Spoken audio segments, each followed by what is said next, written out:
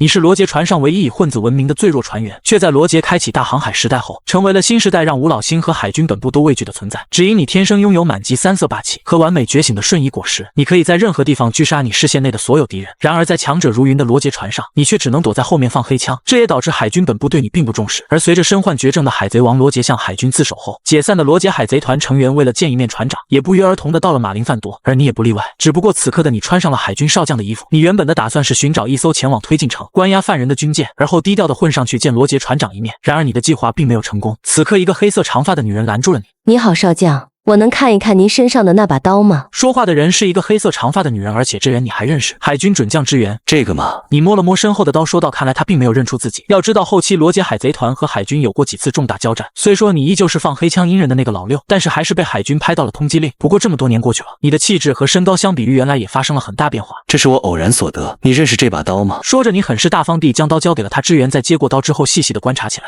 这把明鸭曾经是一位海军本部少将的佩刀，只是在新世界遭遇罗杰海贼团之后，那位少将与这把刀一并失踪。没想到在这里能见到他，您是从哪里得到的呢？你有些语塞，总不能说那个什么少将被你一枪阴死了吧？想了想，你还是说道：这是我从一个偶遇的商人那儿买的。这样啊。显然支援接受了这个说法，毕竟这么些年过去了，流传到哪都有可能。犹豫片刻之后，他抿了抿自己的嘴唇。在下有一个不情之请。说完，支援猛然上前，直接拉住了你的手，同时整个身子贴到了你身上，极为诚恳地说道：希望能买下你手中这把长刀，毕竟这是为了正义而牺牲的英雄佩刀。看着支援娇躯的靠近以及胸前那隐约浮现的两团白色之物，你并没有半分动容。对于美女，你有着极高的免疫力。要知道，这都是当初你和巴基在洗浴，一条龙一条龙练出来的。抱歉，这是我的私人收藏，我不卖。可就在你话音刚落之时，一道熟悉的声音传来过来：多托尔奥斯，你以为只是换了身衣服，我就不认识你了吗？来人正是海军未来3大将之一的青雉，他跟随卡普追捕罗杰海贼团多年。青雉是整个海军中最了解你的，因为他被你放黑枪阴过的次数最多。你叹了口气：好久不见啊，年轻的海兵。可话才说完，突然一个冒着寒气的拳头直挺挺地朝你面门砸来，而随着一阵巨大的轰响声过后，在场的人终于反应了过来，这个人是海贼。支援见状，脸上一阵阵的羞恼，竟然在海军本部被一个海贼耍了，一时间也有些愤怒起来，同样拔出腰间的名刀准备对敌，但随着烟雾散去，你的身影却消失不见。此刻身上轻质的寒冰也在迅速向着四周蔓延。小心点儿。这家伙叫黑枪奥斯，我曾不止一次和战国元帅说过，这混蛋的实力可是足以匹敌年轻时期的罗杰，可始终都没人相信我。闻言，你无奈地摸了摸头，看来是混不下去了，玩一会就赶紧脱身吧。下一刻，你的身影不知何时出现在了支援的身后。不好意思，这位海军小姐，能把我的刀还给我吗？而支援在见文色察觉到他身后出现一道身影之后，没有丝毫犹豫，回头一记快准狠的拔刀朝你斩去，凌冽的剑气迅速划过，在大地上留下10数米的裂痕。然而你再次出现在了他的身后。年纪轻轻就已经是一位剑豪了吗？真是可怕的女人啊！看到你从容的表情，无一不说明着先前那道犀利的斩击其实根本连你的衣角都没有碰到。等支援反应，你立刻抓住了他拿刀的手腕，恐怖的怪力稍微施展，那把明压在支援颤抖的手中松了开来。可恰在此时，一道狂怒的吼声自你身边不远处响起：可恶的海贼，别碰支援！再一看，正是为爱冲锋的海军准将加计。被钳制住的支援见状，眼中也爆发出一丝希望。俺也不懂你们到底在燃什么。说完，一层流动着的红色霸气瞬间缠绕在你的脚上，紧接着一记爆射抽杀，在支援绝望的眼神注视下，加计那宽厚的躯体以一种匪夷所思的形状向着远处飞去。然而此刻，在你将加计打飞的一瞬间，一丛丛冰晶在空气中蔓延，将大气中的水分冻结。再一看，你已经被冻结成一束巨大的冰雕。多托尔奥斯，你的移动能力确实很诡异，但是你在进行攻击的同时，肯定会具有实体的吧？支援忍着手骨脱臼的痛苦，咬牙道：这样的怪物，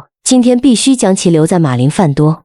你说要将谁留在这儿？什么？没等两人回过神来，只是一个眨眼的空隙，冰块里的身影竟然直接就消失了。再然后，一股惊悚的感觉瞬间席卷全身，两人想也不想的向着身后攻击而去，结果自然是打空了。随后就见你出现在了远处的楼顶上。我说你们两个要不就干脆当没见过算了，我只是来旅游的，又没干什么坏事，甚至我在这吃个饭都是老老实实付了钱的，也算是为马林范多的 GDP 创造贡献了吧。闻言，支援义正言辞的喊道：黑枪奥斯，你把马林范多当什么了？这里可是海军本部正义的堡垒，身为海贼王的船员，你就只会逃来逃去吗？回答我说，托尔奥斯。此刻支援的想法很简单，高阶见闻色仅凭他们想留住你根本不可能，但哪怕使用激将法，也要先稳住你，直到等到战国卡普等人的支援。可你哪能听不出这是激将法？但不得不说，这话确实引起了你的兴趣。不知道一个未来的海军大将加候补大将，能不能让自己真正尽兴呢？于是你伸出一只手来，来吧，我想应该能在卡普到来之前就解决战斗吧。别太狂妄了，黑枪。话罢，一阵阵冰晶瞬间再次蔓延轻质的身躯，随后巨大的冰枪缓缓成型，携带着巨大的动能向你爆射而出。与此同时，海军本部指挥所。随着几声电话虫的响起，战国接起了电话。战国大将在马林范多居民区南部，库赞少将与支援准将正在与罗杰海贼团残党进行交战，请求支援。听到这话，战国皱了皱眉。罗杰那家伙的船员竟然还敢擅闯海军本部，来的是雷利还是贾巴？都不是，是黑枪多托尔奥斯。听到这话，战国身形一顿，有些懵逼。黑枪奥斯，没记错的话，那个小鬼只是罗杰海贼团的实习生吧？他怎么敢的？另一边的你本想和两人玩耍一下，突然晴朗的天空暗了下来。黑枪奥斯，这是你搞的鬼吗？而你同样也注意到了天空的异样。别什么黑锅都往我身上扣，看来你们海军本部来了个不得了的家伙呢。下一刻，你毫无战斗风度地向着海军本部前广场处瞬移而去。喂，等一下，什么不得了的家伙？除了你，还会有谁敢入侵马林范多啊？支援见状还想去追，可立马就被青雉拦了下来。他有些疑惑，刚想开口，却发现青雉一脸凝重地看向马林范多上方的天空，顺着他的目光，支援同样向上看去。可下一秒，支援冷汗直冒。这是什么？只见天空之中，块块如同岛屿般的巨石齐齐向着马林范多方向降临而来。没错，此刻的马林范多正面临着有史以来最大的危机，金狮子史基来了。另一边，卡普等人看着这末日般的场景，虽然差距很大，但算不上悬殊，因为几乎所有的海军高层都踩着乐步，全力抵挡着这场危机。随着绝大多数的岛屿被打碎，一道浮空的身影随之降临。而站在大楼楼顶的你，看着不远处那道漂浮着的金黄色身影，主动打招呼道：“好久不见啊，金狮子。”听到声音，原本怒气冲冲来闯海军本部的史基也是一愣，随即看向声音的来源。是你呀，罗杰船上的怪物小鬼，你也是为了罗杰而来的吗？看到竟然还有熟人在场，金狮子也是意外。而你闻言摸了摸头，一时有些语塞。你并不是像他一样来劫法场的，你清楚罗杰船长是自愿被捕，不过你确实是为了罗杰船长而来的。想了想，你还是说道：“算是吧。”果然拥有霸王色气魄的人都是相同的。罗杰他不可能被区区废物海军抓住，也不应该在最弱的东海屈辱死去。小鬼和我联手吧，让这群海军见识一下大海贼们的恐怖。我听到这话，你刚想说什么，却突然见文色感受到一股危险来临。下一秒，只见卡普拳头之上缠绕着恐怖的霸王色，向着你的方向直直冲来。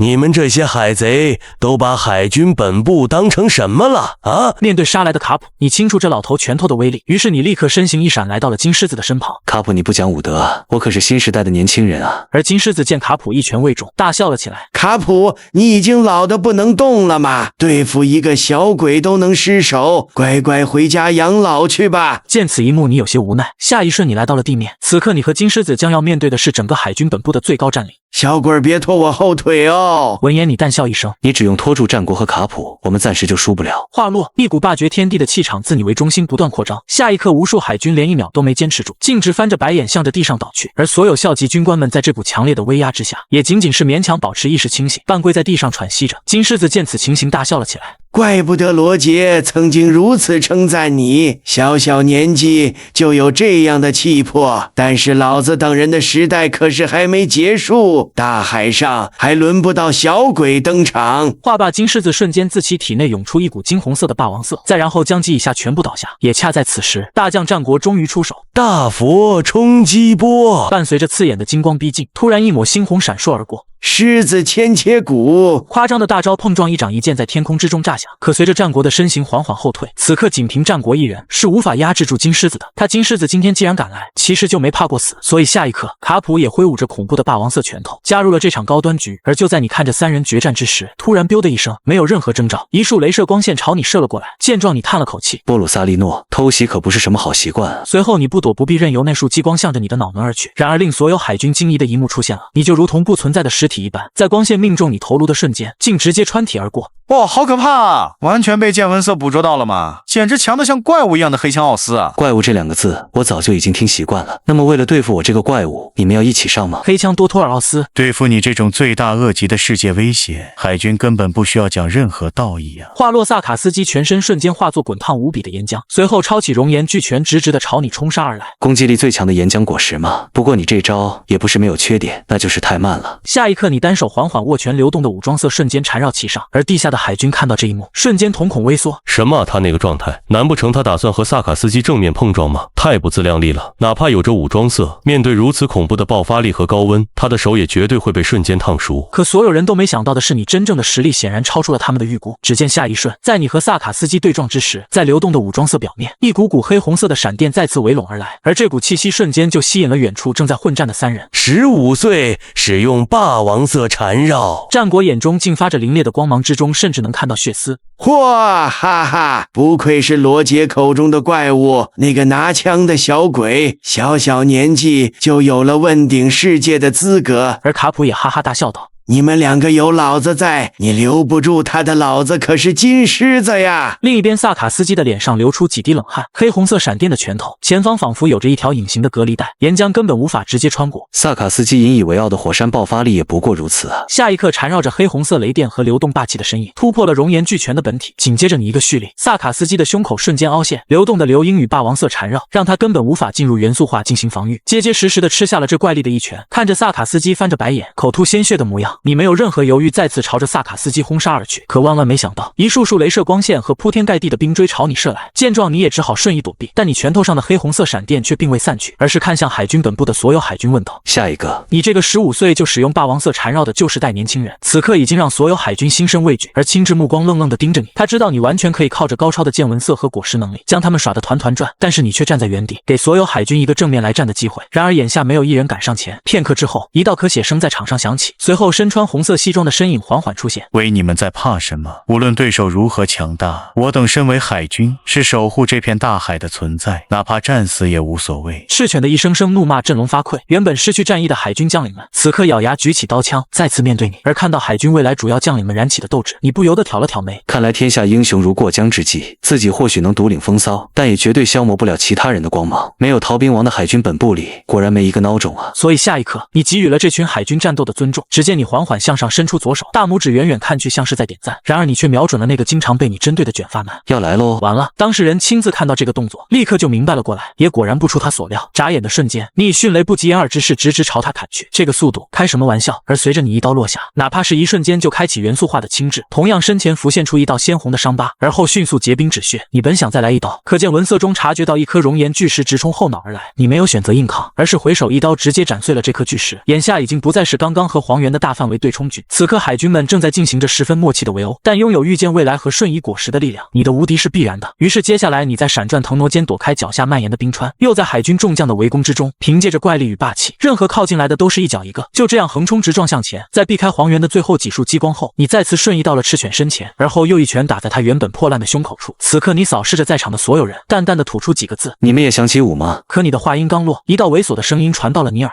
这是看见了麻辣烫吗？下一瞬，无数激光朝你射来，你身形不断瞬移，脑海中浮现着每一枚光弹落下的轨迹。可就在你移动到某一个空隙点位时，突然脚下一片光滑，随后丝丝寒气缠绕而上。你淡然地看着被冰冻住的右脚，利用光束的空隙，让我不得不躲避到指定的位置，而后进行冰冻吗？不错的战术。而也就是你被冰冻缠上的这一瞬间，一发蓄力的熔岩巨拳再次直冲你的面门。然而还没完，紧接着你的身后以及上方出现了一束耀眼的光线和巨大冒着凛冽寒气的冰鸟。而此刻你面对三大自然系的杀招，并没有强行瞬移躲开，因为你想试试自己的极限。只见你举起手中的鸣鸦，随后霸王色缓缓布满鸣鸦整个剑身。这一招可要接好喽！伴随着你无情的声音落下，此时围攻而来的三人皆是感到一股冲天的寒意袭来，而你以肉眼不可见的速度，已经直直的朝三人斩去。这是罗杰的神臂吗？很像，不过威力没他那么夸张。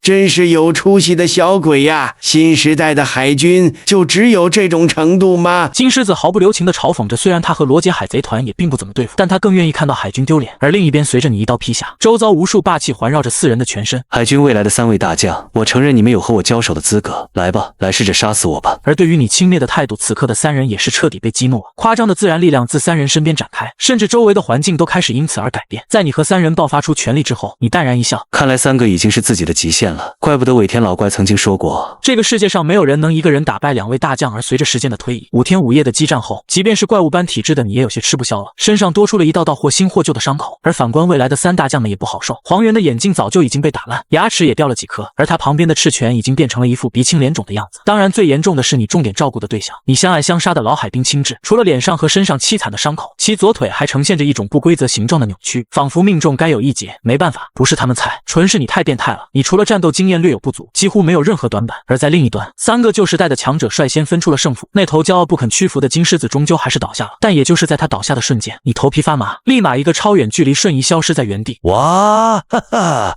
罗杰船上的小鬼儿，你躲得还挺快嘛！而你原本所在的地方，一只冒着剧烈红色光芒的巨大拳头落下。卡普先生，罗杰船长不在，你就欺负我这个实习生啊？这可不像是一个正义海军的作风啊！而战国闻言也严肃地对着你怒喝道：那作为海贼，面对无法战胜的海军，我逃跑也是很正常的吧？什么？难道说你这混蛋？此刻战国瞬间红温，他知道凭借那个几乎无解的能力，如果你想逃，是没有人可以拦下你的。但这样一来，海军本部马林范多，整个海军的颜面何在？或许是火上浇油。此时一个个手持相机，挎着包的海鸥正飞于上空，不断地拍着照片。而你冲着镜头笑了笑，跟几位海军挥了挥手。而后在他们含怒出手的爆炸和烟尘之中，黑枪多托尔奥斯的身影消失在了马林范多。第二天，而在你逃离马林范多的第二天，马林范多入侵战役事件的报纸散落在了各地，世界的舆论也开始沸腾起来。虽说人们会为金狮子史基单枪匹马闯入海军本部的大事件所惊讶，但却并没有超出常理，因为这样的大海贼做出再疯狂的事也正常。然而当黑枪多托尔奥斯这一名字的出现，迅速吸引了全世界无数国家势力的目光，因为报道的结尾处的评价是：黑枪多托尔奥斯，令人绝望的天才，接下来的至少30年内拥有着对于世界顶级强者的绝对统治力。而与此同时，在一座不知名岛屿上，巴基兴奋地拿着手中的报纸跑了过来。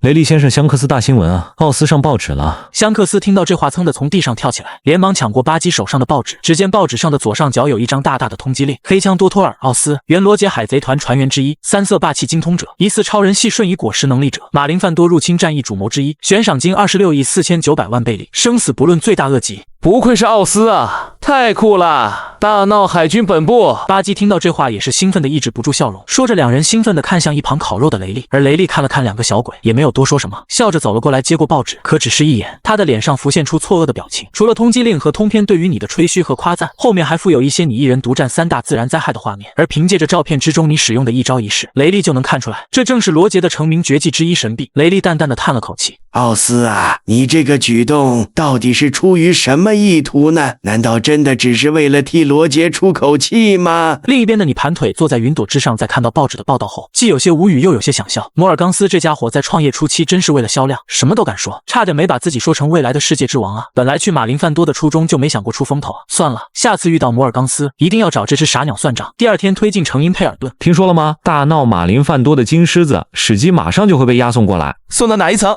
你是笨蛋吗？那还用说，肯定是第6层无限地狱啊！说的也是。两个守门狱卒无聊地聊着天，其中一个无聊的甚至要睡着了。可这时一道轻轻的落地声响起，立马引起了其中一人的警觉。什么声音？怎么了？听到这声暴喝，原本还在打瞌睡的那名狱卒立马惊慌地跳了起来，急忙向身后瞄准，可看向身后却发现并没有任何的人影。干什么啊你这家伙，突然大惊小怪的。不是啊，我刚刚确实听到脚步声了，怎么会？而此时推进城的大门后，为了见一面罗杰船长，你这个刚刚入侵过马林范多，在海军眼里穷凶极恶的海贼，竟在号称绝对无人可越狱的海贼地狱因佩尔顿随意的闲逛着。而这样一道陌生的身影，既没有穿狱卒衣服，也不是监狱主官的家伙，自然引起了周围牢房里犯人的注意。那边的小哥，求求你带我一起走吧。喂，小鬼，赶快把大爷我放出来，不然绝对杀了你！一时间，囚牢开始喧闹起来，声音大的仿佛要把整个推进城都掀翻。你的脸瞬间就绿了，身上瞬间炸起黑红色的闪电。闭嘴！随着扑通扑通倒下的声音后，你向着更深层而去。可当来到第5层地狱时，见闻色中感知到了一位熟悉的人物，未来的推进城一把手，如今的推进城副狱长麦哲伦。而此刻麦哲伦这家伙又在窜戏，画面太美，你感觉自己的见闻色都变脏了。不过你兜兜转转，最终还是抵达了目的地因佩尔顿的第6层。你来了，奥斯！随着一道摩擦声响起，一朵火苗的光亮在牢房之中出现。这里这么折磨人吗？连一点光都不给？哈哈，没办法，他们每天甚至就只给1顿饭，早知道就晚点来自首了。看着被镣铐束缚的罗杰船长，事到如今还这么没心没肺，你也有些无奈。那奥斯，你有没有带酒来啊？我可是好久都没喝过了。没有。骗人的吧？听到这话，罗杰面带苦涩的，像个孩子似的哀嚎起来。看到这一幕，你这才露出一个坏心眼的笑容。好吧，我带了。说着，你从包里取出4瓶朗姆酒，递给了罗杰。来吧，罗杰船长，虽然不太喜欢，但这次我就破例陪你喝一次。罗杰闻言一脸嫌弃的看着你道：什么嘛，你不爱喝就都留给我好了。本来我也不够喝。你心里叹了口气，老小子还小气上了。说着，你又从包里拿出来包好的烤肉，说道：“我帮你把这个解开再吃吧。”因为病痛的折磨和长久的饥饿，他身上已经没有什么力气了，甚至连使用霸气都很是勉强。你看着这一幕，心里很不是滋味。随后，你使用流音轻轻一碰，坚固的镣铐瞬间碎裂成渣。现在大家都过得怎么样？雷利大叔已经将大家都送回家乡了，没有海军的追捕，也没有通缉令，过得都很好，是吗？罗杰听了很满意，猛了一大口酒。不枉他专门找世界政府提了条件，必须不再追究他的船员们。可看他笑得这么开心，你又补充道：“不过我原本通缉令是撤销了，但是在海军本部打了一架，现在又被悬赏20多亿贝利了。”罗杰听到这一神转折，一个没忍住，嘴里的酒全喷了出来。刚想吐槽一下你太能惹事，结果注意到又一口酒被自己浪费了。我的酒啊！对了。香克斯和巴基说2天后要去看处刑，到时候我也会跟他们一起去的。香克斯和巴基嘛，听到这2个小鬼的名字，罗杰脸上露出怀念的表情。他们是新时代的希望啊！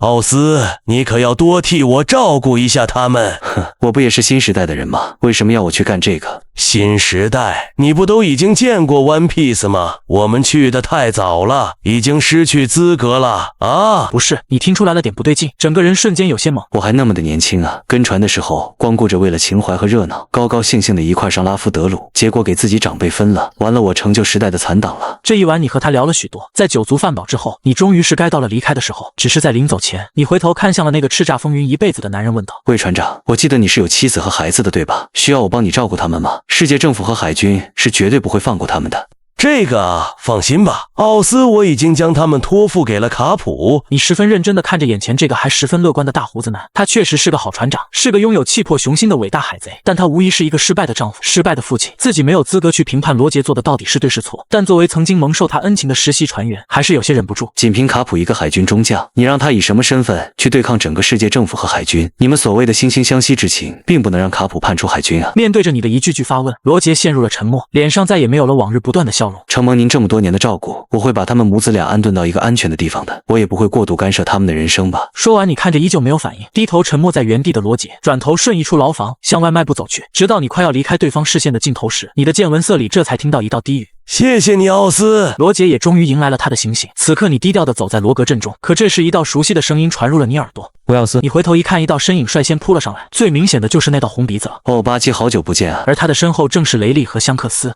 太酷了，奥斯，我们都看过关于你的报道了。巧合而已。你尴尬地摸了摸头，报纸上确实吹得太过了。雷利欣慰地拍了拍你的肩膀，感叹道：“这个曾经在我脚下撑不过一回合的小鬼，如今也是独当一面的大海贼了。”和3人寒暄几句后，你们也立刻动身向着广场深处走去。可没多久，你的见闻色就察觉到了异样。此刻在广场角落处，一个穿着西装的男人正在拿着电话虫说着什么。报告与您料想的一样，在罗格镇发现黑枪的踪影，与之同行的还有……可他的话没说完，西装男忽然停顿了下来，脸色瞬间变得僵硬，而电话虫那头的人也疑惑了起来，还有谁怎么不说话了呢？然而西装男此时已经无暇再去回话，因为你的身影已经出现在他面前。不好意思啊，我的见闻色好像有些过于灵敏了，如果喊我名字的话，会被我感觉到哦。下一刻，你随意一脚狠狠地踢在他的肚子上，刚刚想要掏出武器的西装男两眼一白，晕倒在地面。随后你拿起电话虫，看向画面上所模拟出额头上带疤的男人，饶有兴趣地问道：“Hello 啊，吴老星，沃丘利圣阁下。请问您为什么要调查我呢？”而此刻，另一边圣地玛丽乔亚，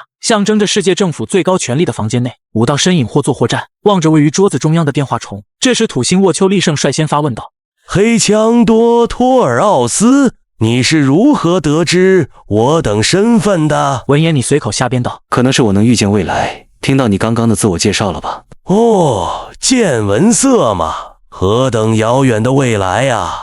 我们还是有话直说吧。之所以世界政府调查你的行踪，就是想要招揽你成为王下七五海之一，不知你意下如何？听到这话，你也是愣了一下，自己这个摧毁马林范多的半个凶手，居然也会收到这种邀请。想到这里，你淡淡的说道：“后七五海嘛，但如今我可是海军的生死大敌，要是将我纳入世界政府的体系，那海军的面子可就……”海军的面子算个屁！还没等你说完，萨坦圣先一步出口打断：“黑枪，我们已经对你做过充分的调查和分析了，你的能力与天赋对于世界政府来说是一股莫大的威胁，世界政府不可能为了海军的面子就凭空多出这样的威胁。其实你在人亲马林范多后，吴老星也不是没有想过派出 CP 进行暗杀和追捕，但真正对你的所有资料和战斗记录进行分析后，他们竟然无力地发现，这几乎是不可能做到的事。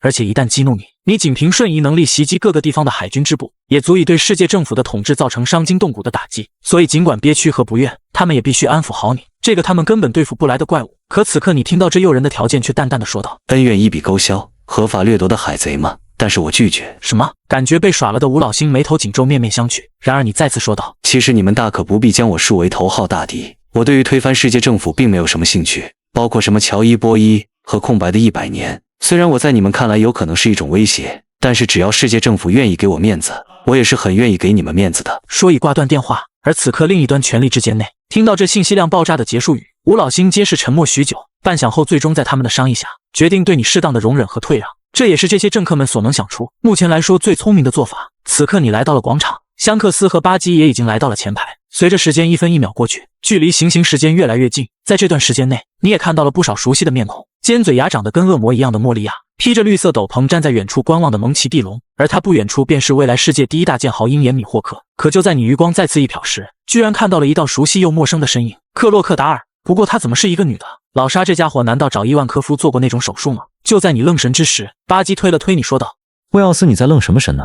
罗杰船长出来了。伴随着缓慢而有力的脚步声，所有人的目光被吸引过去，手戴镣铐的大胡子身影缓缓出现。罗杰船长看到那个男人的同时，巴基与香克斯皆是大张着嘴巴，面色激动，眼神死死地盯着这道伟岸的身影。哪怕有所准备，但见到这道身影的同时，内心仍旧被巨大的悲伤所瞬间笼没。而罗杰盘坐在高台之上，眼中丝毫没有对于死亡的恐惧，倒像是个真正的胜利的王者。也就在此时，终于还是有人耐不住性子，激动地大声地询问出了那句名言：海贼王，你把找到的财宝都藏到哪里去了？那个传说中的大秘宝，独一无二的大秘宝 One Piece， 不许说话！行刑的士兵怒喝道，但仍旧阻挡不了罗杰最后的遗言。想要我的财宝吗？想要的话，可以全部给你去找吧。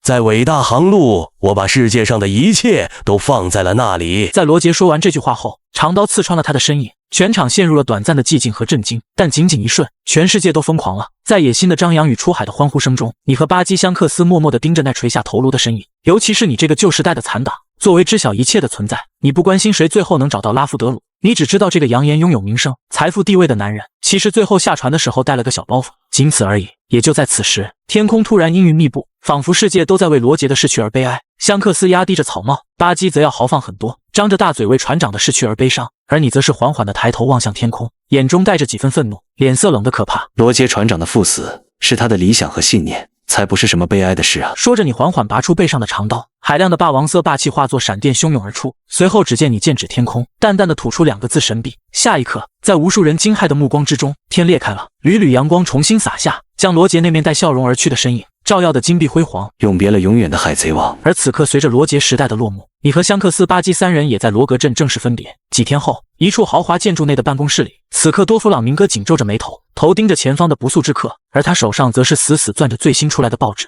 而报纸上报道着这样的内容：入侵海军本部，罗格镇开天，海贼王船员单挑3位大将种子。他怎么也没想到做出这些事迹的人物，此刻竟会出现在他的眼前。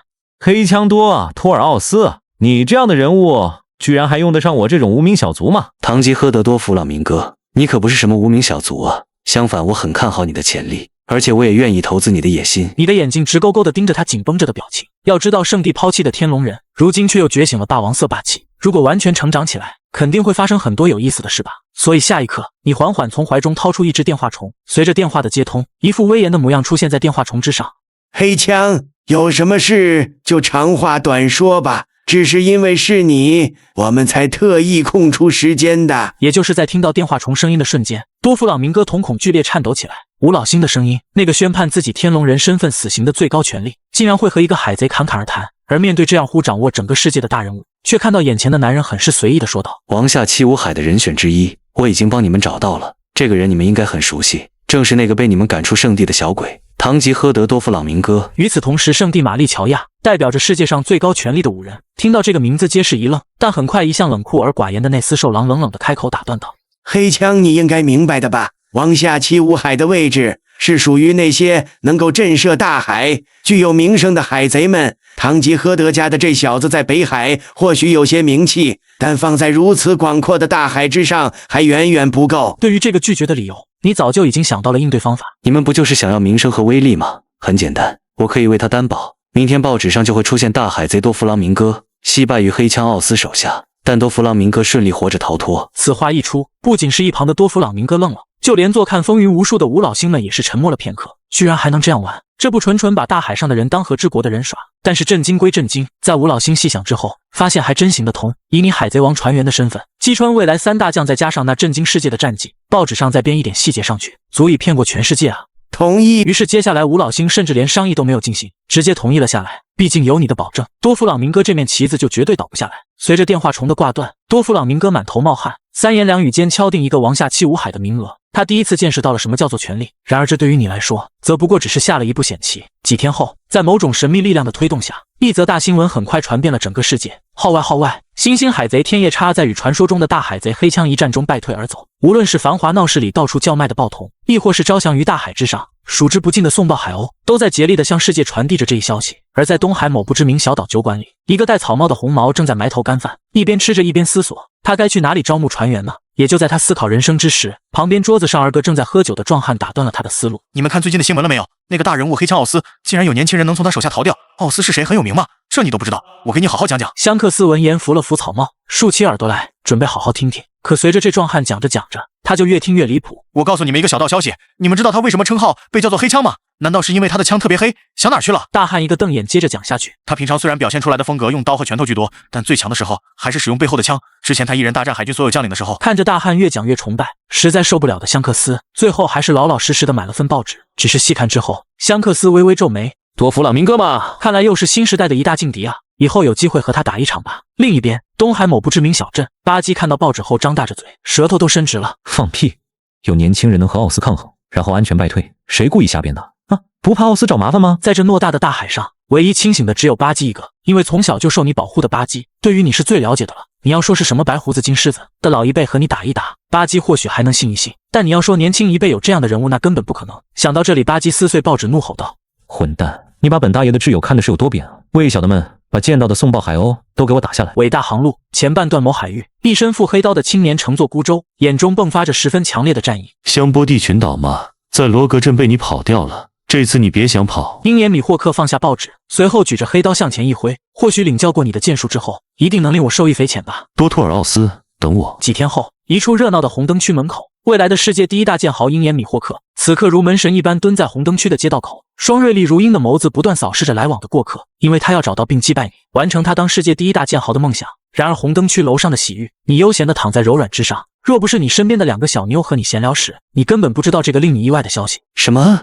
你是说那个鹰眼在红灯区外等了我好几天了？是的，奥斯大人，他一动不动的就蹲在一个地方。闻言，你思考片刻，缓缓起身。那就见一见好了。不多时，当你出现在红灯区门口后，鹰眼立刻举起手中的黑刀叶来到你的面前。黑枪多托尔奥斯，接受我的挑战吧。挑战？为什么？为了打败你，我是要成为世界第一大剑豪的男人。闻言，你微微皱眉。不得不说，年轻时候的鹰眼还远没有20年后那股老艺术家的从容，这热血程度真是堪比索隆啊！鹰眼米霍克，不是，我不接受你的挑战，只是我又不是剑客，你跟我打那算什么？听到这话，鹰眼感觉自己智商受到了侮辱。一剑展开天空，和3位海军怪物打得难舍难分。你说你不是剑客？谁说会用剑就一定要是剑客？你会做饭就一定要当厨师吗？鹰眼被你说得哑口无言，沉默良久，似乎是认定了你不会出手。他眼眸微沉，稚嫩的脸上写满了可惜。就在他准备离开这个地方时，你的一句话又吊起了他的胃口。要我接受也可以，不过我要提一个条件，如果你输了的话。说到这里，你嘴角浮现出一抹笑容。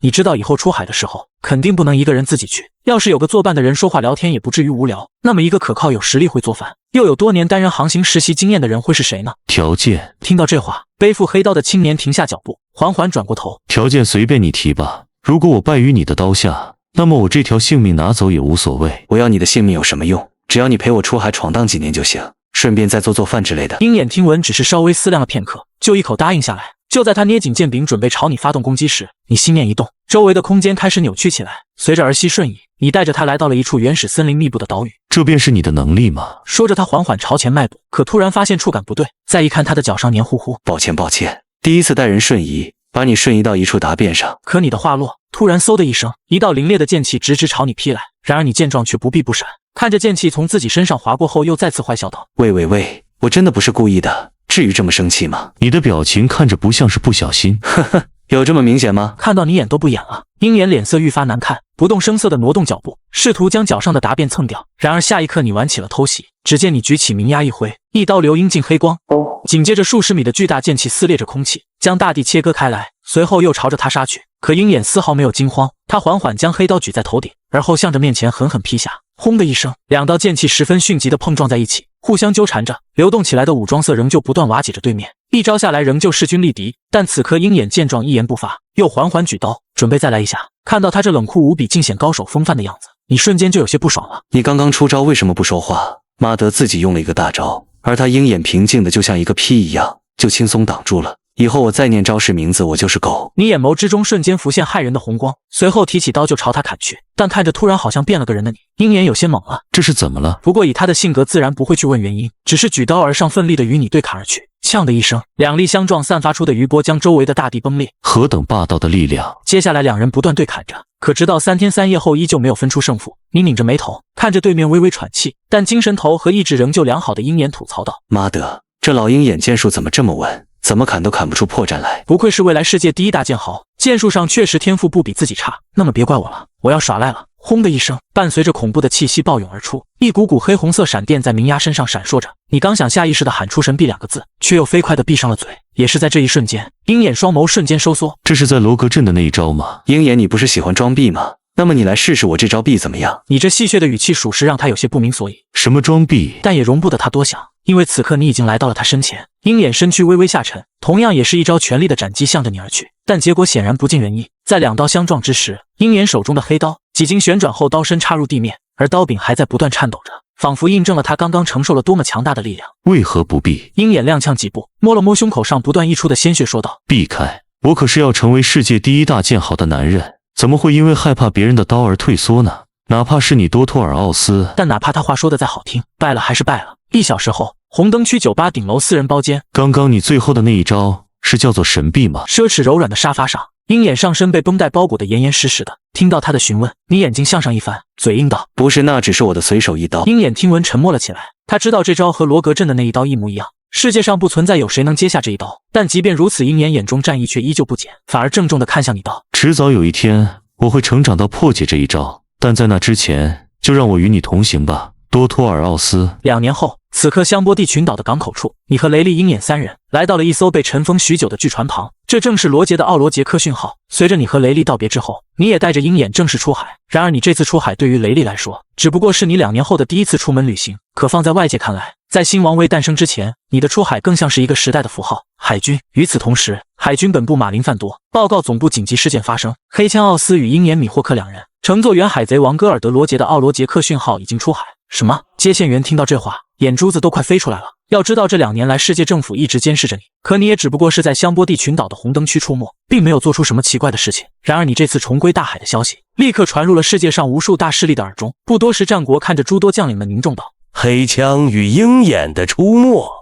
我们海军必须要做好准备。然而卡普听后却是在一旁一边吃着鲜贝，一边大笑道：哇哈哈，战国，要是你下令，我早就去香波地群岛捉拿那小子了，哪还用这么麻烦？闭嘴，卡普！战国看着这老小子说的这么轻巧，怒火中烧的咆哮道：世界政府前不久才下令禁止与奥斯开战。而赤犬和青雉在听到奥斯这个名字时，2人都是心头一惊。如果你真的出现在他们面前，他们可能会冒着违反军纪的风险强行对你出手。反倒是黄猿在听到这个名字之后反应不大，只是额头上冒出来点冷汗。当年在你的攻击下，他是3人之中受伤最轻的，所以他最后吐出一句：哦，那个怪物中的怪物奥斯竟然又要在大海上搞事了吗？战国看到这一幕不禁有些头疼，但还是严肃道：当务之急是执行世界政府的命令，对奥哈拉施行屠魔令，所以你们2个不准惹是生非。与此同时，托特兰海域万国原洛克斯海贼团成员世界最强女人夏洛特玲玲正在悠闲地吃着甜点，这时一道身影十分快速地跑了过来。妈妈黑枪奥斯出海了。在他听到这则消息之后，先是愣了一下，而后恐怖的眼神瞬间锁定了来传递消息的小弟。在确定自己没有听错之后，夏洛特玲玲突然双手高举，眼中带着疯狂与兴奋的神情。妈妈，奥斯那小鬼终于成年了吗？真是太好了，只要他肯答应继承我们2个人的霸王色资质，我的钢铁皮肤天赋，再加上他与生俱来的怪力和见闻色霸气，我们所诞生出的孩子绝对会变成足以统治世界的最强怪物啊！此时的奥罗杰克讯号上，刚刚练剑完毕的鹰眼一边擦着汗，一边朝你问道：“虽然不明白你为什么一定要去奥哈拉，仅凭我们两个是无法短时间内把这艘船开到那里的啊！”然而你听到这话后，只是继续悠闲地躺着，并没有搭话。米霍克脸色嘴角微微抽动，他可不是一个话多的人，可每次面对你总是按耐不住脾气。喂，这都是你计划的。我原以为你就是让我做个饭，可你航海术掌舵看地图，这些一个都不会。我们到底要什么时候才能……鹰眼说完后，只见你又懒懒地翻了个身，实在忍不住的他正准备拔刀时，你立刻一个起身，面色轻松地笑着说道：“别着急嘛，所谓航行不就是为了到达目的地吗？你来指方向。”一边说着，你一只脚轻轻抬起又踏下，随后只听嗡的一声，顿时鹰眼就感觉到了有些不对劲。虽然周围看起来似乎没什么变化，但此刻的杰克讯号已经在大海上以十分诡异的速度不断闪现着前进。好了，我已经用瞬移来提速了，预计半天就能到地方。刚刚如同老妈子一般的鹰眼，在此时终于感觉到你有点用，之后索性不再说话，而是丢过一个指针给你，随后走进厨房开始做起饭来。不多时，饭菜上桌，你立刻夹起筷子尝到嘴里，顿时眼中冒出星星的时候，这时才终于明白哄骗小鹰上船到底是多么正确的决定。说起来，你为什么要将第一站定在奥哈拉呢？你一边吃着东西一边说道：“那当然，因为再不来就见不到了。见不到了，这么一座岛又不跑，怎么会见不到呢？”鹰眼虽然疑惑，但也没有继续追问。一天后，随着奥罗杰克讯号缓缓停靠，在一个飞码头的悬崖边上，你和鹰眼来到了这座知识之岛上。可没走多久，你的见闻色之中就感知到了有几个小鬼的身影，特别是其中一个让你很有兴趣。与此同时，森林的另一边，此时这里正发生着一场闹剧。快看快看，是那个妖怪啊！快用番茄攻击他！女孩双手抱头，准备受完欺负之后早点去图书馆看书之时，可突然一道十分高大伟岸的身影出现在她眼前。你们这几个小孩长这么丑，还出来欺负人啊！说着，你一人赏了几个脑袋上的大包后，几个小孩哭着就跑走了。鹰眼看到你这举动有些无语，这奥斯真是一点强者风范都没有，小孩都打。然而这时你转头竟发现女孩已经向着城镇方向跑去。见状你撇撇嘴，自己在红灯区女孩群里待了那么久了，自己亲和力难道那么低吗？不许动妮可罗宾！伴随着清脆的声音响起，奇异的一幕发生了。